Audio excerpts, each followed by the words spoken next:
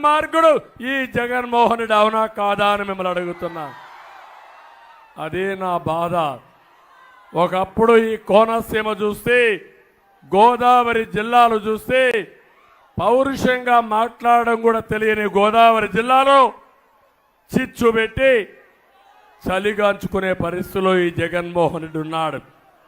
నేను అడుగుతున్నా, ఇక్కడ తమ్ముళ్ళో మీకు ఉద్యోగాలు వచ్చాయా అని మిమ్మల్ని అడుగుతున్నా. డిఎస్సి పెట్టారా అని అడుగుతున్నా. జాబ్ క్యాలెండర్ ఇచ్చారని అడుగుతున్నా. ఒక్కడికైనా ఉద్యోగాలు వచ్చాయా? మళ్ళీ మీకు జాబులు రావాలంటే మా కూటమి రావాలి. అప్పుడే ఇక్కడుండే యువతకు ఉద్యోగాలు. అందుకే నిర్ణయం చేశాం, అధికారం వస్తానే మొదటి సంతకం మెగా డిఎస్సి పైనే పెడతాం.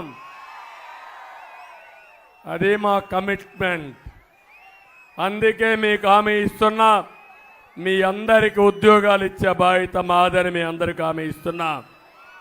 తమిళలో ఇక్కడే గోదావరి ఉంది, ఇసుక దొరుకుతా ఉందా మీకు?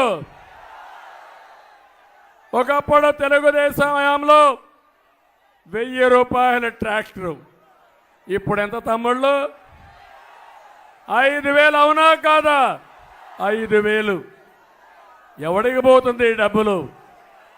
ఎవరు తినేస్తున్నారు ఈ డబ్బులు? అంటే 40 లక్షల మంది భవన నిర్మాణ కార్మికుల పొట్టగొట్టి ఒక వ్యక్తి పొట్ట నింపుకుంటున్నాడంటే ఇది సబబా అని మిమ్మల్ని అడుగుతున్నా. ఎక్కడ చూసినా ఇసుక దందా, ఇసుక మాఫియా ఇష్టానుసారంగా తయారయ్యే పరిస్థితి వచ్చారు. నేను ఒక విషయం అడుగుతున్నా, ఇక్కడ మందు బాబులు కూడా ఉన్నారు. ఏం తమ్ముళ్ళు, తెలుగుదేశం పార్టీ హయాంలో క్వార్టర్ బాటిల్ ఎంత? 60 రూపాయలు. ఇప్పుడు క్వార్టర్ బాటిల్ ఎంత? 200. 140 రూపాయలు వ్యత్యాసం అవునా కాదా? ఎవరి జోబులోకి డబ్బులు పోతా ఉందని మిమ్మల్ని అడుగుతున్నా. మీరే ఆలోచించుకోవాల్సిన అవసరం ఉంది. ఈ సందర్భంగా పవన్ కళ్యాణ్ గారిని మనసు